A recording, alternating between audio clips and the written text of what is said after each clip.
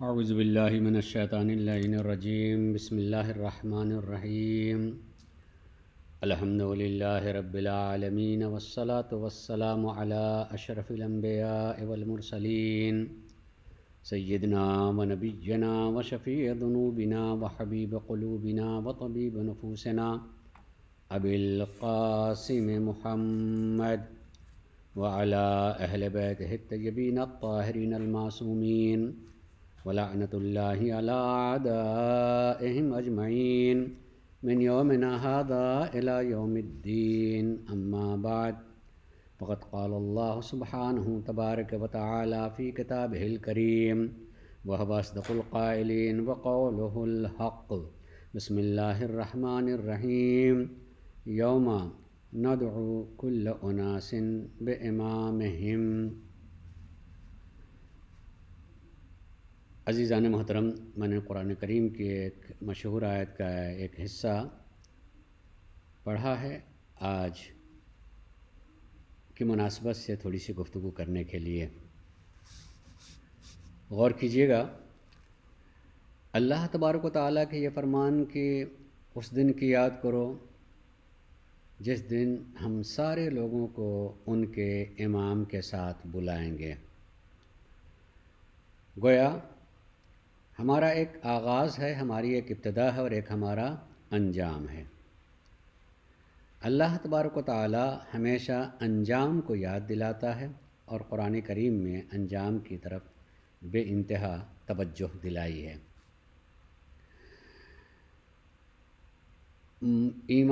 اسلام کے بعد ایمانی مرحلے میں جن دو باتوں کی طرف بے انتہا تاکید کی گئی ہے وہ دو چیزوں پر ایمان، اللہ اور آخرت۔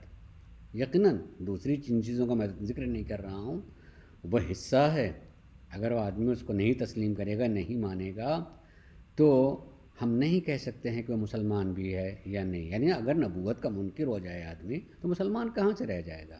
امامت کا منکر ہو جائے تو کہاں سے رہ جائے گا؟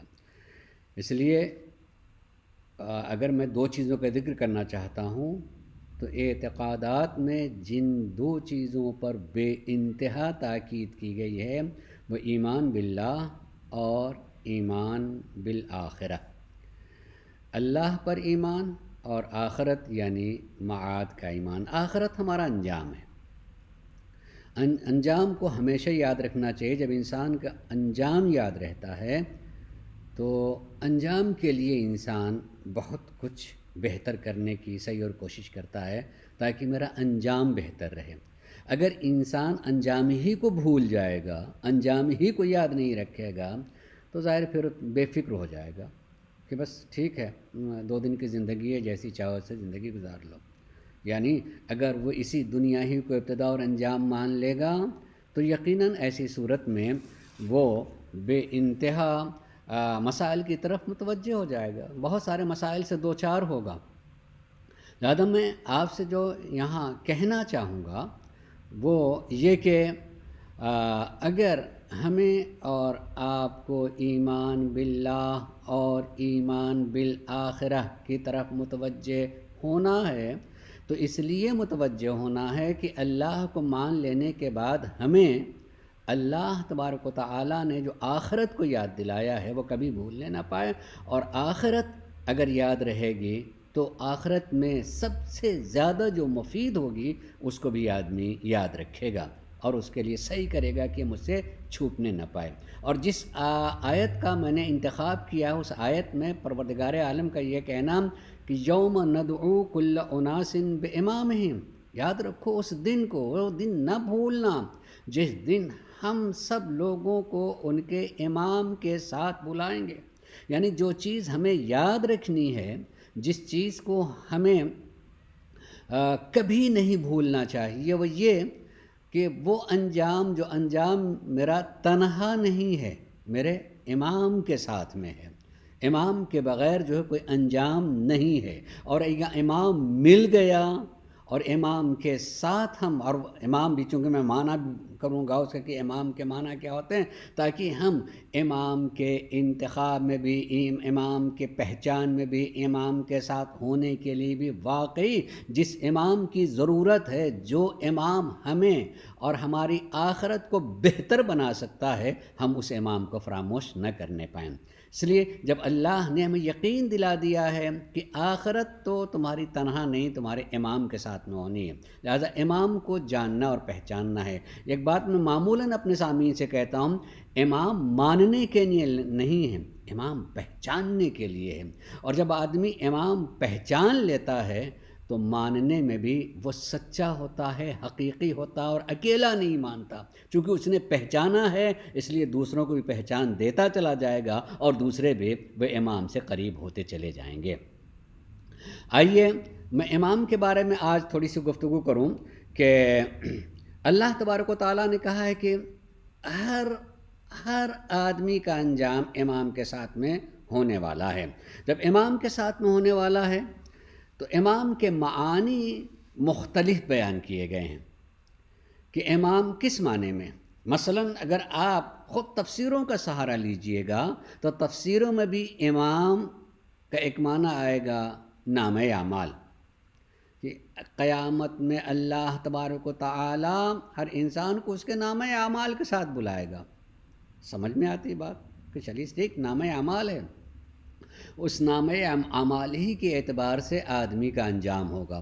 اگر اس کا نامہ اعمال اچھا ہے تو اس کا انجام بھی اچھا، اس کے نامہ اعمال اچھے نہیں ہیں تو یقیناً اس کا انجام بھی اچھا نہیں ہوگا، اس کا نامہ اعمال اس کی آخری منزل تک پہنچائے گا۔ ایک یہ بھی معنی ہے۔ ہم اس کے منکر نہیں ہیں کہ ہم کہیں کہ نہیں، نامہ اعمال ہی مراد ہے۔ ہاں، اس کے بعد کہ ہم ضرور کہیں گے کہ صرف نامہ اعمال ہی مراد ہے، بھئی یہ تو ابتدائی مطلب ہے۔ قرآن کریم کی خصوصیات میں یہ خصوصیت ہے کہ جتنا جتنا آدمی غور کرتا چلا جائے گا، تہ بتہ اس کے عمق در عمق ان کی گہرائیوں تک پہنچتا چلا جائے گا، اور سمجھ میں آئے گا کہ نہیں، ایک ہی معنی نہیں، جیسا کہ روایات میں اس کے 70 معانی ہیں۔ یعنی جو آدمی غور کرے گا تو اس کی انتہا کو پہنچ سکتا ہے۔ نامہ اعمال ابتدائی طور پر کہ وہ ہمارے عمل لکھے ہوئے ہیں، اور وہ لکھا ہوا کتاب کی شکل میں ہمارے ساتھ میں ہوگی، جیسے وہ لکھی ہوئی چیز ویسا ہمارا انجام۔ وہ ایسے اعتبار سے دیکھا جائے تو معصوم نے تو خود انسان کو بھی کتاب کہا ہے، خود انسان کا وجود کتاب ہے۔ الانسان هو الکتاب الذی کتبہ اللہ بیدہ، انسان وہ کتاب ہے جس کتاب کو معبود نے اپنے ہاتھ سے لکھے ہے۔ یعنی ہمارا وجود ایک کتاب ہے، اور کتاب کہے کے لیے تو اس کو پڑھ کر کے واقعاً جہاں تک لکھنے والا پہنچانا چاہتا ہے وہاں تک ہم پہنچ جائیں۔ اور اسی لیے معصوم نے یہ بھی کہا ہے کہ من عرف نفسہ فقد عرف ربہ، جو اپنے کو پہچان لے گا یعنی اپنے کو پڑھ لے گا، تو ہماری کتاب ہے ہی اللہ تک پہنچانے کے لیے۔ تو اگر ہم خود کو پہچان لیں تو خدا کو بھی پہچان لیں گے۔ یہ حقیقت ہے اور یہ سچائی ہے، اس میں دو رائے نہیں ہے کہ انسان دیکھنے میں تو چھوٹا سا وجود ہے، مگر اسی ایک چھوٹے سے وجود میں پوری کائنات چھپی ہوئی ہے، جس کائنات میں، چھوٹی والی کائنات کے سلسلے میں اللہ تبارک و تعالیٰ نے مسلسل ہمیں اس بات کی طرف توجہ دلائی ہے کہ میری فلاں مخلوق میں غور کرو، میری فلاں مخلوق میں غور کرو۔ یعنی اللہ نے اپنی مخلوقات میں غور کرنے کی دعوت دی ہے کہ اگر میں اس مخلوق کو سمجھ لوں تو اس کا خالق سمجھ میں آ جائے گا، کہ جب مخلوق ایسی ہے تو اس کا خالق کیسا ہوگا۔ عزیزان گرامی، سوچیں، فکر کریں، غور کریں۔ اللہ کہتا ہے ہمارا انجام امام کے ساتھ میں ہونے والا ہے۔ صرف یہی ایک انسان کا نام اعمال ہی نہیں، بلکہ اب اگر آپ غور کریں کہ ایک مکتوب جس کو دو فرشتوں نے جو ہمارے کاندھے پر معین ہیں انہیں نے لکھ رکھا ہے، ایک معنی وہ بھی ہو سکتا ہے اور ہے، روایات میں ملتا ہے کہ ٹھیک ایک معنی وہ بھی ہے، لیکن خود کتاب کے اعتبار سے انسان کا وجود بھی ایک مکتوب ہے، ایک تحریر ہے، اس کے ذریعے سے ہم خدا تک پہنچ سکتے ہیں۔ اور امام ایک آگے آگے چلنے والے کو کہتے ہیں، قیادت کو کہا جاتا ہے جو ہمیں لے کے جائے ایک منزل کی طرف۔ تو کسی ایک منزل تک پہنچانے والی چیزیں بہت سی ہو سکتی ہیں، جیسا کہ قرآن کریم میں ہے کہ تم نے کیا ایسے لوگوں کو دیکھا ہے جنہوں نے اپنی خواہشات کو اپنا رب بنا لیا، یعنی وہ اپنی خواہشات کے پیچھے چلتے ہیں، سب کچھ اپنے خواہشات اور اپنی تمنا کو۔ اور عام طور سے یہ بات کہی جاتی ہے 2 دن کی زندگی ہے، 4 دن کی زندگی ہے، بس بھائی اسی میں خوش ہو کر کے اور جو جی چاہے وہ کرو، بس 2 دن کے بعد 4 دن کے بعد اس سے لمبی طویل زندگی نہیں ملتی ہے، لہذا جو چاہے وہ کر لو۔ انہیں اپنی خواہشات کو اپنا رب بنا لیا، اسی کی پوجا کرتا ہے، اسی کی عبادت کرتا ہے، تو خواہشات بھی انسان کی امام بن سکتی ہے، اور وہ خواہشات انسان کو کہیں بھی لے کے جا سکتا ہے۔ دولت کو انسان اپنا ایمان بنا سکتا ہے۔ اگر کسی چیز کی مرئی چیز، دکھائی دینے والی چیز کو دیکھ کر کے وہ اس کی پوجا کر رہا ہوتا ہے، وہ اس کے سامنے سر جھکا دیتا ہے، تو گیا اس نے اس کو قائد بنا لیا، اس نے اس کو اپنا امام بنا لیا ہے۔ اسی لیے معصوم نے ایک بات کہی کہ جو جس سے محبت کرے گا اس کا انجام اسی کے ساتھ میں ہوگا۔ تو معصوم سے پوچھا کہ چاہے پتھر ہو، چاہے پتھر ہے، مان کہا ہاں، اگر کسی شخص نے پتھر کو اپنا محبوب بنا لیا ہے تو پتھر ہی کے ساتھ اس کا انجام ہوگا، اس کا انجام پتھر کے ساتھ، اس نے اس کو امام بنا لیا ہے، اسی کو اس نے سب چیز محسوس کر لیا ہے، یقین کر لیا ہے، لہذا اس کا انجام وہی ہوگا۔ اسی طریقے سے شیاطین، چاہے وہ جنات میں سے ہوں چاہے انسان میں سے ہوں، انسان اس کے پیچھے چلنے لگتا ہے، اور وہ اس نے اس کو امام، اس کو اپنا رہبر، اس کو اپنا قائد مان لیا ہے، لہذا اس کا انجام اسی کے ساتھ میں ہوگا۔ اس شیطان کو اپنا پیر اور مقتدا بنا کر کے جو ہے اگر اسے تسلیم کر لیا ہے تو انجام بھی اسی کے ساتھ میں ہوگا۔ اسی طریقے سے نہ جانے کتنے گمراہ لوگ ہیں جن کی باتوں میں آ کر کے لوگ انہی کے پیچھے چلنے لگتے ہیں، وہ اس کا امام بن جاتا ہے، قیامت میں اسی کے ساتھ میں اٹھایا جائے گا۔ اگرچہ اللہ تبارک و تعالی نے اپنی کتاب قرآن میں یہ بات کہی ہے کہ جن جن لوگوں کے پیچھے چلے ہیں قیامت کے دن وہ لوگ فریاد کریں گے کہ میں نے ان کو اپنے پیچھے نہیں چلایا، یہ خود ہمارے پیچھے آئیں، یعنی وہ خود براءت کریں گے۔ لیکن جب دوسرے لوگ جو وہاں ان کے پیچھے چل کے گئے تھے وہ ان سے براءت کرنا چاہیں گے تو ان کو یہی کہ تم جاؤ دنیا میں جا کر کے براءت کرو۔ لہذا ضروری ہے کہ اس دنیا میں سچے امام کو پہچان کر کے، سچے امام کو پہچان کر کے ان کی پیروی کی جائے۔ اگر سچے امام کو پہچان کر کے آپ نے پیروی نہیں کی تو جن دوسرے کے پیچھے چلے تو قیامت میں اپنا دامن تم سے بچاتے چلے جائیں گے، اور جو سچا امام ہوگا وہ انجام تک پہنچا دے گا۔ اس لیے معصوم علیہ السلام نے یہ بات کہی ہے کہ واقعاً جو ہم کو پہچان لے گا اور پہچاننے کے بعد ہماری اطاعت میں آ جائے گا تو ہم ان کو ان کی منزل تک پہنچا سکیں گے۔ 8ویں امام حضرت امام علی الرضا علیہ السلام نے امام کی شناخت کے سلسلے میں 2-3 باتیں بلکہ تقریباً 8 ذرائع بیان کیے ہیں کہ کیسے ہم امام کو پہچانیں گے۔ 8ویں امام کا قول ہے، شناخت امام کے لیے امام نے فرمایا کہ اس کی پہچان، پہلی پہچان بتائی ہے امام نے کہ اعلم الناس، کہ امام تمام لوگوں کے مقابلے میں سب سے زیادہ آگاہ، عالم، جاننے والا ہوتا ہے، یعنی اس کے ہاں نہیں کہنے کے لیے کوئی چیز نہیں ہوتی ہے۔ تم دنیا کی پوچھو، آسمان کی پوچھو، بلکہ دنیا سے زیادہ آسمان کی باتیں وہ بتانے والے۔ کہیں کی کوئی بات پوچھی جائے گی کسی طرح کے، تمہارا حوصلہ ہونا چاہیے پوچھنے کا۔ اور امام تو وہ ہوتے ہیں جو امام مسلسل کہتے رہتے ہیں سلونی سلونی، پوچھو قبل ان تفقدونی، اس سے قبل کہ تم مجھے کھو دو۔ اس لیے کہ امام اس سوال کے نتیجے میں بتانا چاہتے ہیں کہ پوچھنا انسان کے ارتقاء اور ترقی کی علامت ہے، جتنے اس کے علم میں اضافہ ہوتا چلا جائے گا اتنے ہی وہ آگے بڑھتا چلا جائے گا، وہ اس طرح بڑھتا جائے. اور 8ویں امام علیہ السلام سے کے لیے تو خصوصیت کے ساتھ میں علمی میدان میں اگر دیکھا جائے تو آپ کو پتہ ہے کہ مامون نے امام کو ولی عہد بنا لیا تھا. ولی عہد بنایا تھا، اس کے بنانے کی وجہ سے امام نے اپنی حکومت میں جتنے بھی پڑھے لکھے تھے ان کو بلاتا تھا، جتنے علماء تھے، چاہے وہ کسی دین سے، کسی فرقے سے، کسی مذہب سے اس کا تعلق اور وہ اپنے مذہب کا عالم اور اس کی شہرت ہے، تو انہیں بلاتا تھا. کہے کے لیے؟ مناظرے کے لیے، کہ امام سے مناظرہ کریں، کوئی گفتگو کریں، معلومات حاصل کریں. اور اس کے لیے امام کو موقع ملا ہے، اور بے انتہا موقع ہوا ہے. کہ میں کہوں امام علیہ السلام نے ولایت عہدی قبول کر کے یہ موقع خود فراہم کیا ہے کہ لوگ ہم سے پوچھیں تاکہ ہم ان کو بتاتے رہیں، ان پر یہ حجت قائم ہو جائے کہ ہمیں کوئی بتانے والا نہیں تھا. یقیناً امام نے اس اعتبار سے یہ موقع فراہم کیا کہ ان پر حجت. تو امام نے امام کی شناخت کے سلسلے میں بتایا کہ عالم الناس، وہ اس وقت میں جتنے لوگ پوری دنیا میں ہوں گے ان سے بڑا کوئی عالم نہیں ہوگا. اور عالم الناس کے بعد جو تقریباً 8 چیزیں امام نے بیان کی ہیں، عالم الناس کے بعد بات بتایا کہ احکم الناس، اگر انہیں فیصلہ کرنے کے لیے مسند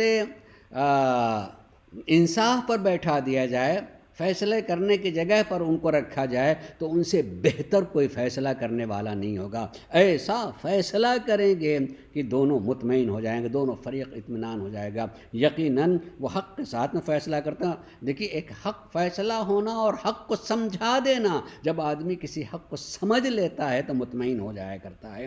اور اسی کے ساتھ ساتھ امام نے تیسری چیز بیان کی ہے کہ اتقی الناس، ان سے بڑا متقی کوئی، پرہیزگار کوئی نہیں ہوگا. یہاں ٹھہر کر کے میں صرف اتنی بات کہوں گا کہ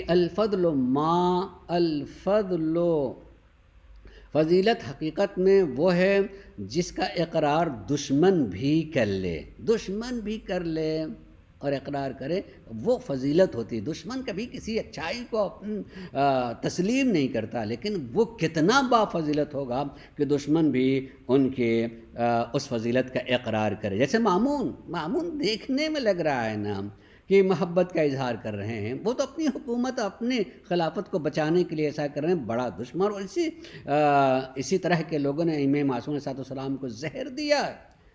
تو دشمن ہے، مگر اس نے جب بیعت ولایت عہدی ہوئی ہے، یعنی اس میں خود بھی اس نے بیعت کیا ہے، تو اس وقت جو باتیں کہی ہیں کہ ما باعیہ لہ المأمون، مامون نے ان کی بیعت نہیں کی ہے الا مستبصراً، مگر یہ کہ یہ چیز جان کر کے، یہ چیز کو بڑی اچھی طریقے سے سمجھ کر کے کہ اس وقت روئے زمین پر ان سے بافضیلت کوئی نہیں ہے، ان سے زیادہ آگاہ کوئی نہیں ہے، ان سے زیادہ کوئی با تقوی نہیں ہے، ان سے زیادہ دنیا میں کوئی زاہد نہیں ہے. نہ جانے کتنے صفات بیان کرتے ہوئے کہ میں نے یوں ہی بیعت نہیں کر لی ہے، اتنی بڑی میری حکومت ہے، اور اس حکومت کے چاروں طرف اگر میں نے نگاہ کی ہے تو ان سے بافضیلت میں نے کسی کو نہیں پایا ہے، اس لیے میں نے ان کی بیعت کی ہے. اس کو کہتے ہیں کہ فضیلت وہ ہوتی ہے، حقیقی معنوں میں شرف وہ ہے جس کا اقرار جو ہے دشمن بھی کر لے. تو خود مامون نے 8ویں امام علیہ السلام سے متعلق یہ گفتگو بھی کی ہے. تو تیسری چیز یہ تھی کہ سب سے زیادہ متقی، اور چوتھی چیز بیان کرتے ہوئے کہا کہ احلم الناس، یہ بھی سمجھنے کی، لوگوں میں سب سے زیادہ قوت برداشت رکھنے والے. اس کو میں چاہوں گا تھوڑا سا وضاحت کروں کہ امام کی شناخت میں ایک صفت بیان کی کہ اگر امام کو پہچانو تو ان سے بڑا کوئی حلیم نہیں ہوگا. اللہ تبارک و تعالی حلیم ہے. حلم کس صفت کو کہا جاتا ہے؟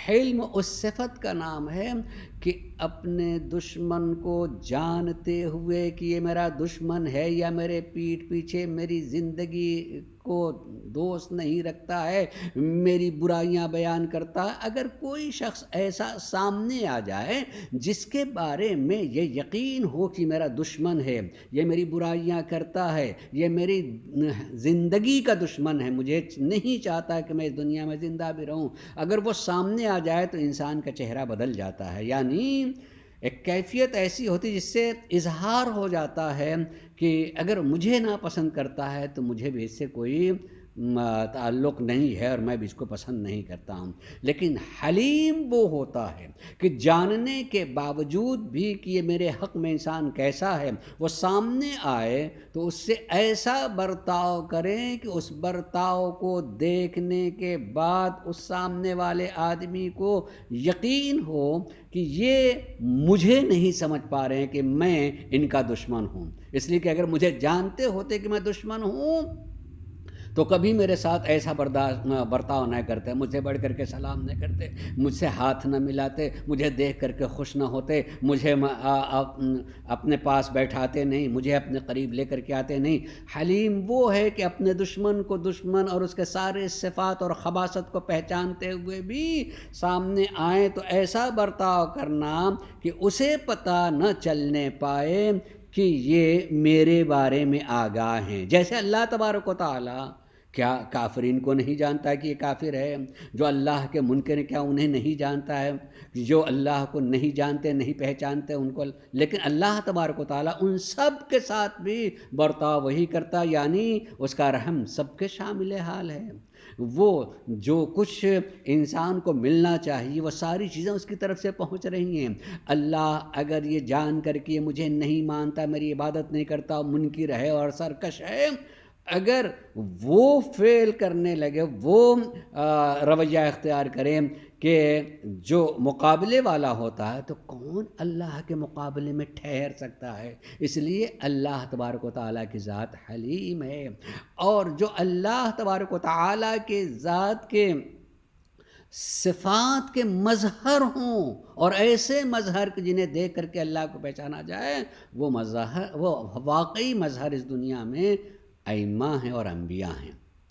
تخلقوا باخلاق اللہ، اللہ کے اخلاق سے اپنے کو سنوارو، اللہ میں جو صفتیں پائی جاتی ہیں ان صفتوں کو اپنے اندر اتارو۔ اسی کے ساتھ ساتھ غور کیجیے گا، امام نے 5ویں چیز کو بیان کرتے ہوئے کہا کہ وہ اشجع الناس، وقت کا امام سب سے زیادہ شجاع ہوتا ہے۔ اگر اس چیز کو دیکھا جائے تو اکثر ائمہ علیہ السلام کی زندگی کو دیکھا جائے تو انہی نے اپنی زندگی گھر میں بیٹھ کر کے گزاری ہے، کہیں مقابلے میں نہیں ہے۔ جب اگر سب سے زیادہ شجاع ہیں تو ظاہری زندگی کو دیکھا جائے تو لگتا ہے کہ دب کر کے زندگی گزار رہے ہیں۔ یقین کیجئے صرف تلوار کے اٹھا لینے کا نام شجاعت نہیں ہوتے، کسی کے گلے کے کاٹ لینے کا نام شجاعت ہی خالی نہیں ہوتا ہے۔ میں توجہ چاہوں گا، ایک بہت ہی سنا ہوا واقعہ، اس کا تھوڑا سا تجزیہ پیش کروں گا کہ سرکار مولا کائنات حضرت علی بن ابی طالب علیہ السلام دلیل پیش کرنا اشجع الناس یعنی شجاع ترین کون ہوتا ہے، اس کے لیے میں کہوں کہ علی سفر میں جا رہے ہیں، بیچ میں ایک شخص جو ہے اور مل جاتا ہے، نصرانی ہے، اور تھوڑی دور جانے کے بعد بات چیت ہوتی رہی کہ آپ کہاں تک جائیں گے اور آپ کہاں تک جائیں گے، دونوں نے اپنی منزل بتائی۔ اس پر اس نصرانی کہا کہ اس کا مطلب کہ ہم دونوں فلاں دو راہیں تک ساتھ ساتھ جائیں گے، اس کے بعد ہم دونوں کا راستہ الگ الگ ہو جائے گا، آپ کا راستہ اس طرف، میرا راستہ اس طرف۔ بات کرتے کرتے وہ جگہ آ بھی گئی جہاں سے دو راستہ، مولا کو کوفے جانا ہے، اس کو اپنی طرف جانا ہے، اور وہ اپنے راستے پر لگ لیا۔ جیسے ہی وہ نصرانی اپنے راستے کی طرف مڑا تو حضرت علی اس کے ساتھ میں مڑ گئے۔ جیسے ہی مڑے وہ ہنسنے لگا کہ آپ باتوں میں ایسا مصروف ہو گئے کہ اپنا راستہ بھول گئے۔ علی کا نہیں، جو راستہ بتانے آتا وہ راستہ بھولا نہیں کرتا۔ سوچیں آپ، راستہ بھولا نہیں کرتا یعنی کیا مطلب؟ آپ ہی نے کہا کہ آپ کو کوفے جانا، جی ہاں مجھے کوفے جانا، تو یہ راستہ کوفے کا تو یہ ہے اور آپ میرے ساتھ چلیں گے؟ نہیں، میں تمہارے ساتھ اس لیے چل رہا ہوں کہ میرا دین یہ کہتا ہے کہ جب اپنا ساتھی چھوٹنے لگے تو اسے تھوڑی دور چھوڑنے کے لیے جانا چاہیے. میں تیرے احترام میں تھوڑی دور تمہیں چھوڑنے کے لیے آ رہا ہوں. وہ ٹھہر گیا. ورنہ کیا کہا آپ نے؟ امام نے پھر یہی دہرایا. پھر اس نے وہ اپنی سواری سے اتر جاتا. آپ نے کیا کہا؟ پھر امام نے یہی دہرایا کہ میرا دین، میرا مسلک یہ کہتا ہے کہ اگر اپنا ساتھی اب جدا ہونے لگے تو اس کو تھوڑی دور اس کے راستے میں اسے چھوڑنے کے لیے اس کے احترام میں چلنا چاہیے. میں اس احترام میں چلوں. کہاں یہ آپ کا دین ہے، یہ آپ کا مذہب ہے، یہ آپ کا مسلک ہے؟ کہاں ہاں. جیسے کہا ہاں. اس نے کہا آپ اپنے دین کا کلمہ پڑھوا دیجئے. صاحب ذوالفقار ہیں علی. اپنی شجاعت کو آپ نے تلوار نکال کر کے نہیں منوایا بلکہ کردار سے اور اخلاق سے منوایا. بلکہ دو لفظ ہیں بدل کر کے کہہ دوں کہ ذوالفقار سے سر کاٹ لیا جاتا ہے اور کردار سے کافر مار دیا جاتا ہے، یعنی کفر مار دیا جاتا ہے. پھر لفظیں بدل کے کہوں گا کہ تلوار سے کافر مارا جاتا ہے لیکن کردار سے کفر مار دیا جاتا ہے. زندہ رہے وہ اور دین کے ساتھ میں زندہ رہے. تو اشجع الناس وہی ہوتا ہے جو خالی سر نہ قلم کرتا چلا جائے بلکہ وہ اشجع الناس ہوتا ہے جو ایسی تبلیغ کرتا چلا جائے کہ لوگوں کے افکار بدلتے چلے جائیں. اسی کو سچا امام کہا جاتا ہے. اگر اس طرح کے ہوں تو اسے سچا امام. تو اشجع الناس بہادر ترین ہوتا. اس کے بعد صفت کو بیان کرتے ہوئے ایک مرتبہ کہا کہ وہ اسخی الناس، لٹا دینے والے. ضرورت مند آئیں تو اپنی مٹھی کو نہیں دیکھتے کہ میرے پاس ہے کیا، وہ اس دیکھتے ہیں کہ اس کی حاجت کو کیسے پورا کیا جائے، اس کی حاجت باقی نہ رہ جائے.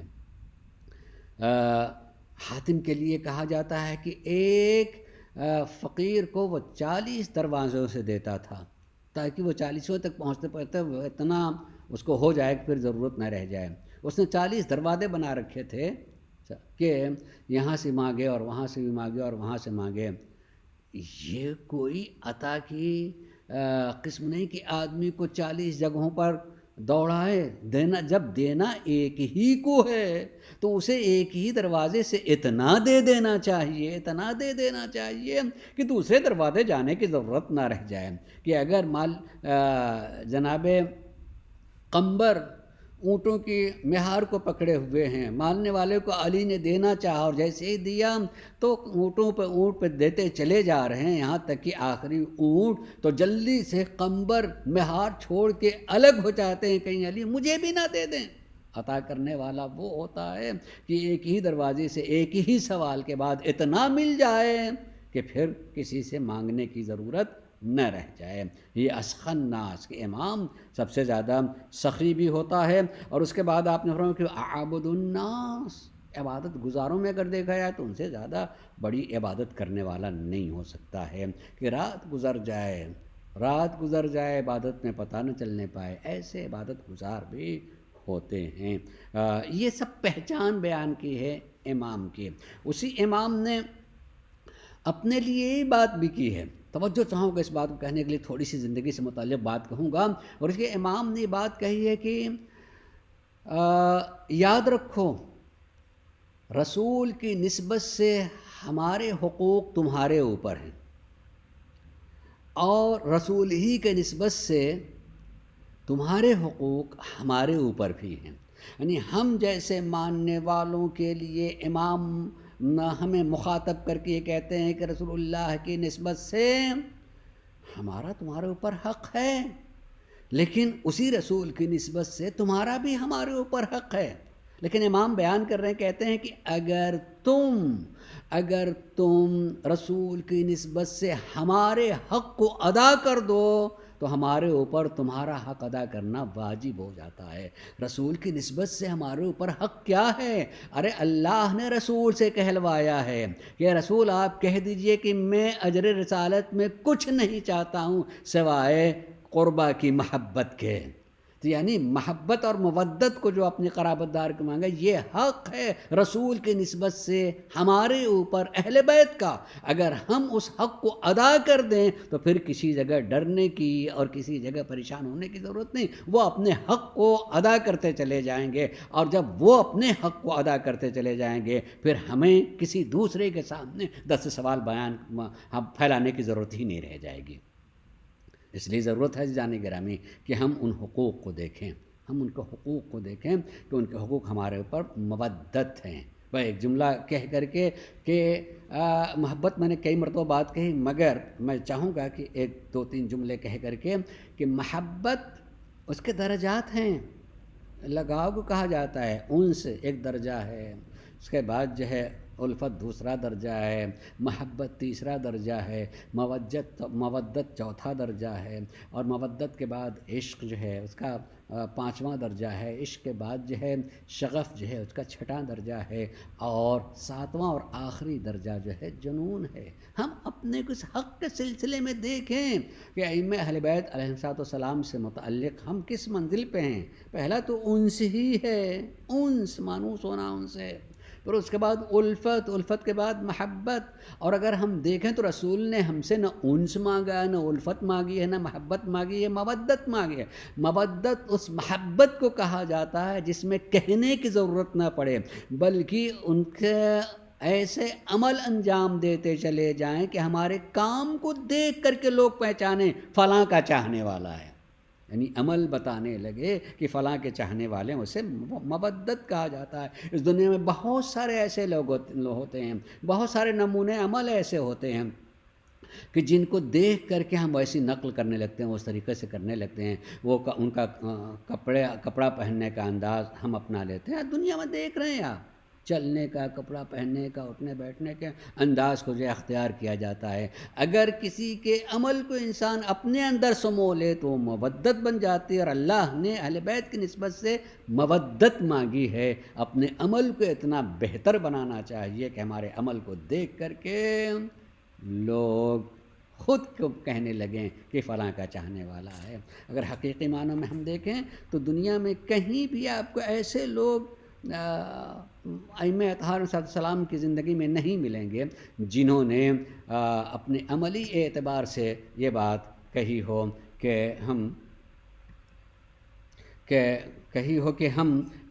ان کے چاہنے والے ہیں یا نہیں ہیں۔ عملی اعتبار سے ان کو چاہنے والے افراد وہ ہیں جو حقیقی معنوں میں ان کو تسلیم کرتے ہیں، اس طریقے سے کہ عمل بتا رہا ہوتا ہے کہ ہم نے ان کو مانا ہے۔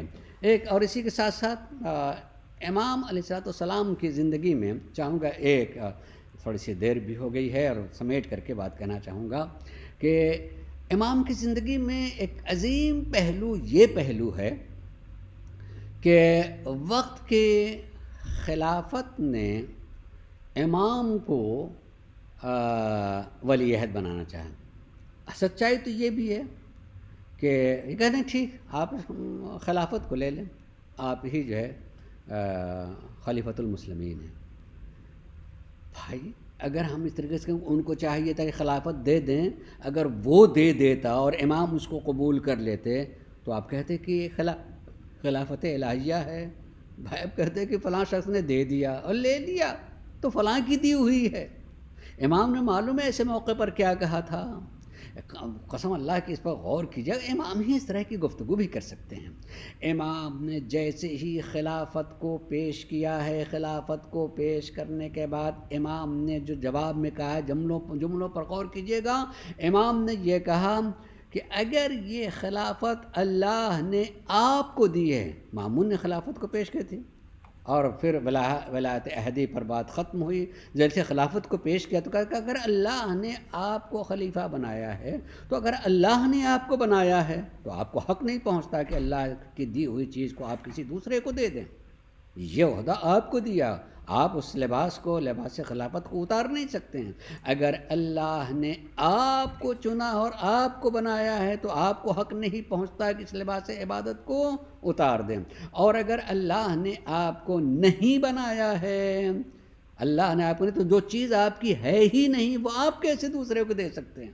جو چیز ہی آپ کی نہیں ہے وہ آپ قطعاً کسی دوسرے کو نہیں دے سکتے ہیں۔ اس لیے یہ غور کرنے کی چیز ہے کہ اگر اللہ تبارک و تعالیٰ کی دی ہوئی چیز ہے تو دیا نہیں، گویا کہ امام بتانا چاہتے ہیں اللہ جس کو دے دیتا ہے اس سے کوئی دوسرا لے نہیں سکتا ہے، اور جس کی کوئی چیز ہی نہ وہ کسی کو دے نہیں سکتا ہے۔ یہ پہنچانا چاہتے تھے کہ یہ خلافت اللہ کی طرف سے ہمیں ملی ہوئی ہے، اگر تم خود اپنے کو الگ کر دو تو لوگ پہچانتے چلے جائیں گے کہ یہ خلافت اور یہ حق جو ہے کس کا ہے اور کس کو یہ ملنا چاہیے۔ اللہ تبارک و تعالی ہم سب کو معصوم کے عرفان کی توفیق عنایت فرمائے تاکہ ہم پہچان کر ان کے قدم بقدم چلتے چلے جائیں، تاکہ ہماری دنیا بھی اچھی ہو اور آخرت بھی اچھی ہو۔ وآخر دعوانا ان الحمد للہ رب العالمین۔